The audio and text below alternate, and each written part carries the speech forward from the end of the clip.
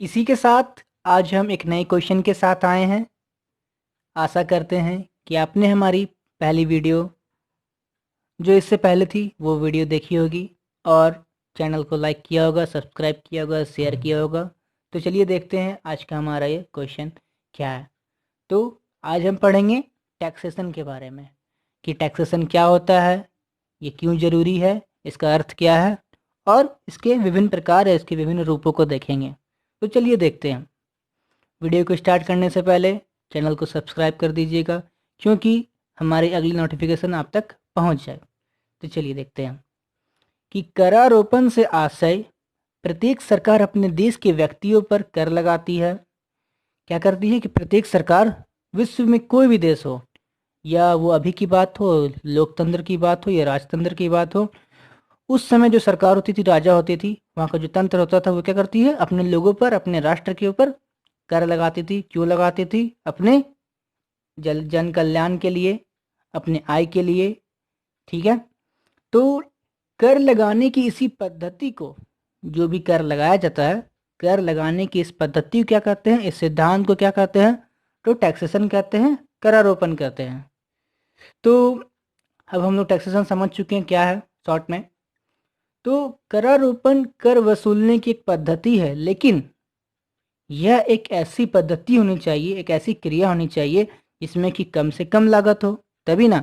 अगर हम वसूलने में ही, कर को वसूलने में ही ज़्यादा से ज़्यादा खर्च कर दें तो हमारे पास बचेगा क्या? अब हम देखते हैं कि करारोपण की आवश्यकता क्यों है। कि सरकार तथा प्रशासन एवं जन कल्याण के लिए कर की आवश्यकता होती है। सरकार तथा प्रशासन एवं जन कल्याण के लिए क्या होती है? कर की आवश्यकता होती है। अब देखिए कि हमारी जो भारत की जो पद्धति है, कर पद्धति, करारोपण की, भारतीय पद्धति बहुत ही जटिल थी, लेकिन जीएसटी आने के बाद में थोड़ा इसमें सुधार हुआ है। अब हम कर को एक लाइन में समझते हैं कि यह एक प्रकार का एक अनिवार्य भुगतान है। देखिए फ्रेंड्स, टेंशन लेने की ज़रूरत नहीं है। जो भी नोट्स है आपका डिस्क्रिप्शन में दे दिया जाएगा, आप वहाँ से इसको नोट्स बना लीजिएगा। आपके पहले वीडियो जो भी क्वेश्चन है आपके सेमेस्टर में, वो सारा का सारा आपको दे दिया जाएगा और सारे वीडियो में दिया गया है। अब देखते हैं कर कितने प्रकार के होते हैं। आप सभी जानते हैं कि कर दो प्रकार के होते हैं, प्रत्यक्ष कर, अप्रत्यक्ष कर। इसमें हम ज़्यादा नहीं देखेंगे कि क्या है क्या नहीं है, क्योंकि इसको हम बता चुके हैं पहले वीडियो में। अब हम करारोपण के नियम तथा इसके सिद्धांतों को जानेंगे कि करारोपण के सिद्धांत और नियम क्या होते हैं। तो अक्सर अपने बुक में देखा होगा कि करारोपण के नियम तथा सिद्धांत अक्सर एक ही अर्थ से समझा जाता है, पर ऐसा नहीं है। करारोपण के नियम तथा सिद्धांत दोनों एक दूसरे से अलग है। देखिए, मेरा ये वीडियो बनाने का मकसद यह है कि हम लोग बुक पढ़ते हैं तो समझ में नहीं आता है, तो कुछ ऐसा यूनिक हमें मिलना चाहिए, ऐसा समझने वाला वीडियो मिलना चाहिए कि हमें समझ में आ जाए, हमारे जहन में बस जाए। तो यही मेरा मकसद है कि इस वीडियो को बनाने का। अब आगे देखते हैं कि करारोपण के सिद्धांत, इसमें कर का, करारोपण के सिद्धांत में क्या होता है कि इसमें कर का भार, वितरण एवं समस्याओं से संबंधित विषय वस्तु होते हैं।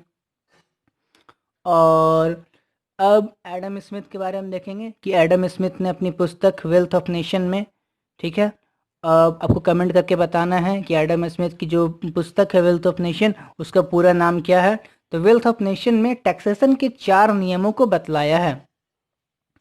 इसके बाद कुछ अन्य अर्थशास्त्रियों ने इसका उल्लेख किया है। तो एडम स्मिथ ने जो जो सिद्धांत बतलाए हैं, अपने नियमों को बतलाया है, कैनॉन्स बतलाए हैं, वो बहुत इंपॉर्टेंट है एग्जाम को देखते हुए। यही एग्जाम में आपसे पूछा जाएगा, तो एक एक करके उसको देखते हैं। पहला है कि कैनॉन ऑफ इक्विटी, कि जो टैक्सेशन का जो नियम होना चाहिए वो क्या होना चाहिए, समान होना चाहिए। इनका कहना ही था कि टैक्सेशन का जो नियम होना चाहिए वो समान होना चाहिए। अब हम देखते हैं निश्चितता का नियम उनके अनुसार, कि वो कहते हैं कि प्रत्येक व्यक्ति जो कर देता है वह निश्चित होना चाहिए। भुगतान की समय, विधि, राशि प्रत्येक व्यक्ति को स्पष्ट होनी चाहिए। इस नियम के अनुसार करदाताओं को यह मालूम होना चाहिए कि उसे कर के रूप में कितनी राशि देनी है और किस रूप में देनी है। यही सब नियम था इसमें। और थर्ड है इसमें सुविधा का नियम। तो एडम स्मिथ के शब्दों में प्रत्येक कर ऐसे समय वसूलना चाहिए जो उसको अदा करना करदाता के लिए सबसे अधिक सुविधाजनक हो। जैसे कि निश्चित आय वाले से तभी कर वसूला जाना चाहिए जब उसका वेतन भुगतान हो जाता है। इसी तरह भू राजस्व का कर फसल की कटाई के बाद वसूलना चाहिए। इसमें नेक्स्ट है 4th नंबर पर मितव्ययिता का नियम यानी कि कैनोन ऑफ इकोनॉमी। इसमें दिया है कि कर वसूली की व्यवस्था ऐसी होनी चाहिए कि कर से प्राप्त आय को अधिकांश भाग सरकारी कोष में जाए और कर वसूली की लागत कम से कम हो। अगर कर का अधिकतम हिस्सा कर वसूली की प्रक्रिया में ही खर्च कर दिया जाए तो उस क्रिया का कोई मतलब नहीं रह जाता है। ये बात मैंने आपको शुरू में ही बताई थी कि ये टैक्सेशन में ये चीज़ें। अब हम समझेंगे कि डाल्टन ने टैक्सेशन के बारे में क्या कहा है, अपना क्या परिभाषा दी है। तो डाल्टन के अनुसार सर्वोत्तम कर प्रणाली वह है जिसके अंतर्गत कर वसूलने की लागत एकत्र आय के अनुपात में न्यूनतम हो। अब हम अन्य नियमों में देखते हैं कि उत्पादकता का नियम कैनन ऑफ प्रोडक्टिविटी कि प्रोफेसर बेस्टबेल ने क्या कहा कि सरकार को करों से प्राप्त होने वाली आय इतनी प्राप्त होनी चाहिए कि उसकी सभी आवश्यकताओं की पूर्ति सरलता से किया जा सके। किसी कर को उत्पादक तभी कहा जाता है जब उसकी वसूली अधिक होती है और व्यय कम होता है। मतलब कि जैसा डाल्टन ने कहा था, बेस्टेबल का कहना भी उसी तरह अनुसार है। अब बेस्टेबल ने यह भी कहा है कि उत्पादकता का अर्थ क्या है, पर्याप्तता से है। अब हम देखेंगे लोच का नियम कैनन ऑफ इलास्टिसिटी कि जो कर होता है हमारा वो क्या होना चाहिए, लोचदार होना चाहिए। राज्य की शक्तियों के अनुसार इसमें घटने तथा बढ़ने की शक्ति होनी चाहिए। कर प्रणाली में लोच का महत्वपूर्ण स्थान है।